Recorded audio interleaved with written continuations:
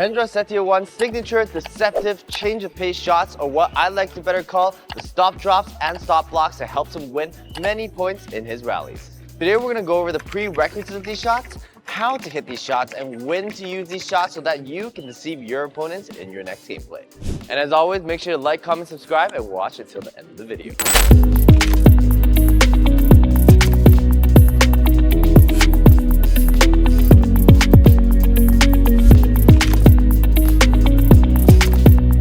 First thing we need to do before learning how to hit the stop drop and the stop block is learning how to hit a good normal shot. Now, what is a normal shot? Well, it's understanding the foundation of what a good deceptive swing is. Now, if you want to hit these stop drops and stop blocks that will help you win the point, you have to make sure that your normal swings look just as good so that they can't tell when you hit these shots.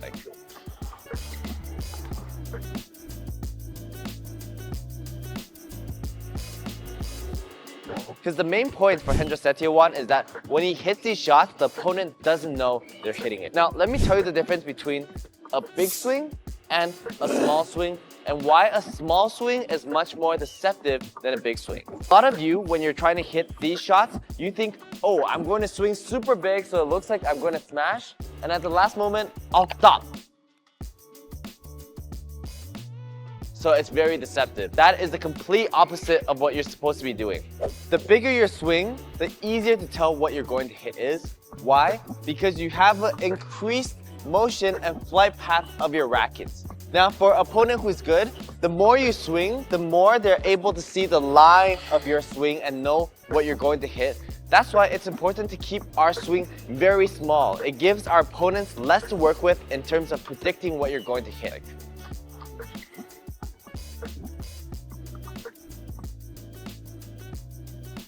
So how do you do this? Well, instead of your standard 1, doing this big, 2 to 3, we want to keep our 1 just square above our head, 2, and then 3. So keeping it all in this square area as we hit, but you can still generate a lot of power just with this small swing. For example, let me show you. First, we're going to show you the big swing, which is what you don't want in any of your shots.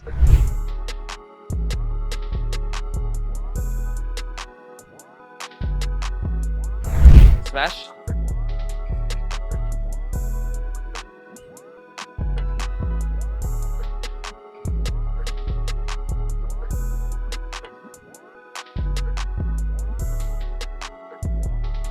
In those swings, it's not very impactful, easy to tell where it's going to hit, and you actually don't generate much power because most of the power is actually generated from over here.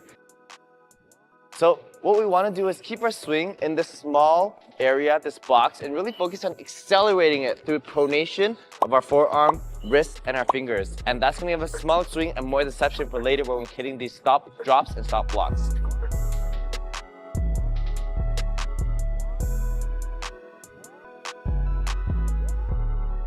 Our second prerequisite before hitting our stop shots is going to be hitting with power. Why? This is going to be very obvious because our stop shots is going to be a very slow, sudden shot that's going to want to move our opponent forward. That means when we're hitting with power, we want to be moving our opponent back so that when we do hit the stop shot, they're standing too far back to be able to get the shot. Now let me give you a reference of what enough power is at the net and at the bat. This is how most of you hit, and it's not enough power, and what it is, pretty much, you're just pushing the bird out, and this is what it looks like.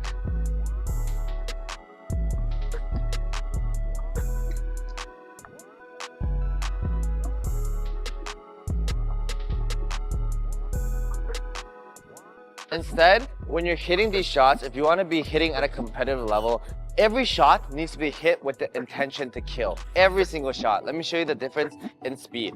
I'm not just pushing the shot out, I am hitting the shot with the intention to kill.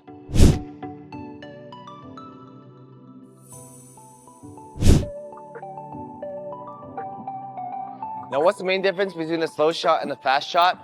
I would say at the net, it is timing. For most of you, when you hit the slow shot, it's because as the bird arrives, you start to swing, and then when you hit, your racket is too far back, not having generated enough power. In order to have the proper timing is, as your opponent is contacting the shot, you should already be anticipating where the shot's coming from and pulling your racket back to anticipate it. And when the shot arrives, or as it's traveling, you're already swinging forward to meet the shot at the contact point to hit it back.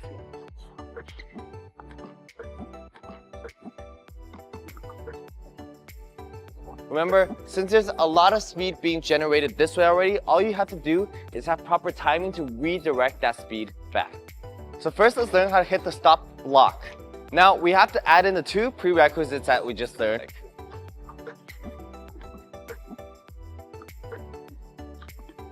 One is small swing, second is fast shots.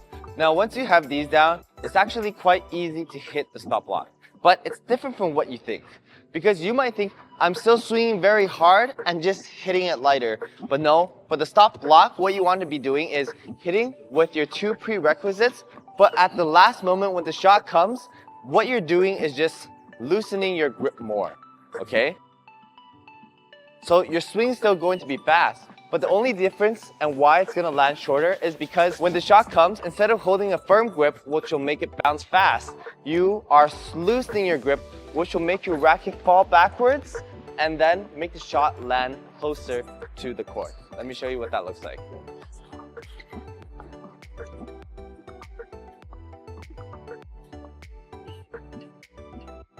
Now let's learn how to hit the stop drop in the back. It's going to be very constant to the stop block in the front.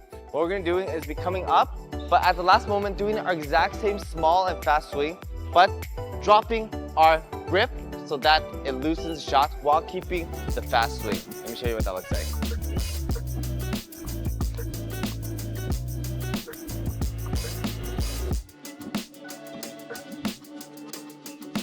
Now, last part is when should we use a shot and how often?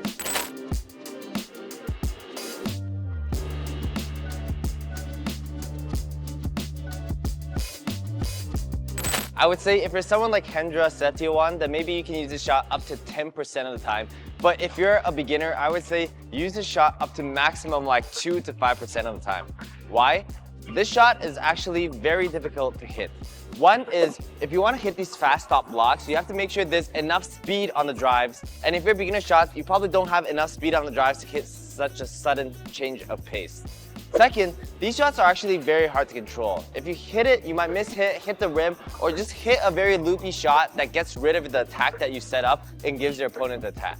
So these shots, while may look great as highlights, you're not seeing the amount of mistakes that are also being made with these shots. So use them when you want, but if you want to use them in tournaments, then you also have to practice in training. If you like this video and want to see more videos like this, then make sure to like, comment, subscribe, and check out this video.